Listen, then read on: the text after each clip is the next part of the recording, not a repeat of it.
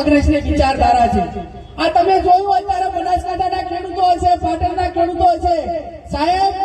આજે 3 દિવસથી તમામ બ્રાન્ચોની અંદર કેનાલોનું પાણી બંધ કરી દેવામાં આવ્યું છે અને તપાસ કરી તો કે ભાઈ કેમ, તો કે રાજસ્થાનની ચૂંટણી છે અને ત્યાં કોંગ્રેસને ક્રેડિટ ના મળે ને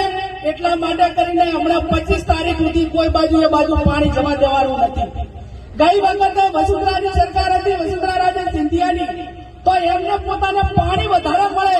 એટલા માટે કરીને ગુજરાતનું બનાસકાંઠાનું પાણી બંધ કરવામાં આવ્યું અને આજે ત્યાં કોંગ્રેસની સરકાર છે એટલે ચૂંટણીની અંદર એને ફાયદો ન થાય એટલા માટે રાજસ્થાન પાણી ન જાય એટલે બનાસકાંઠાનું પણ પાણી બંધ કરવામાં આવ્યું। આ વિચારધારા આજે તમે 10 કે 15 દી ખેડૂતોને પાણી ન મળે તો ખેડૂતોની હાલત કેવી થાય? નર્મદા ઓથોરિટી અધિકારીઓને ફોન કર્યો તો એમ કે બેન દરવાજા બગડ્યા છે। એટલે આવડા મોટા ડેમના દરવાજા જૂઠું બોલવાની પણ હદ હોય। જૂઠું એટલે કેટલું? કદાચ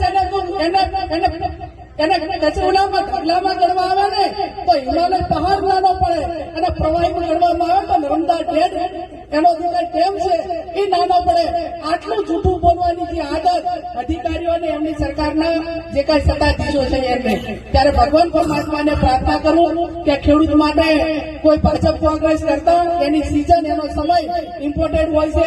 અહીંયા મીડિયાના માધ્યમથી કહેવા માંગુ છું કે ગુજરાતનો ખેડૂત હોય, રાજસ્થાનનો ખેડૂત હોય, દેશનો ખેડૂત છે એને સમય મર્યાદાની અંદર તમારી મહત્વાકાંક્ષાઓ હેઠી નાખીને સમય મર્યાદાની અંદર પાણી મળે એવો સંદેશો મારા વતી, ગુજરાતના ખેડૂતો વતી, બનાસકાંઠા પાટણના ખેડૂતો વતી સરકાર સુધી પહોંચાડજો એવી પણ વિનંતી કરું છું। ફરી આજે આપ સૌને અહીંયા નવા વર્ષની અંદર બોલાવ્યા, એકાબીજાને સ્નેહથી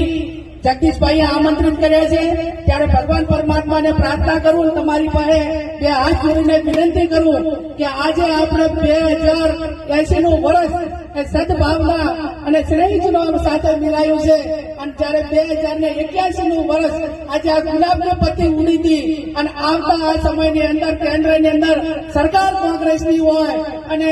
જગદીશભાઈ જેવા મર્દ એક છે કે આપણા સુખ દુઃખના ભાગીદાર એ MP કે લોકસભાના સાંસદ અને કેન્દ્રના મંત્રી બની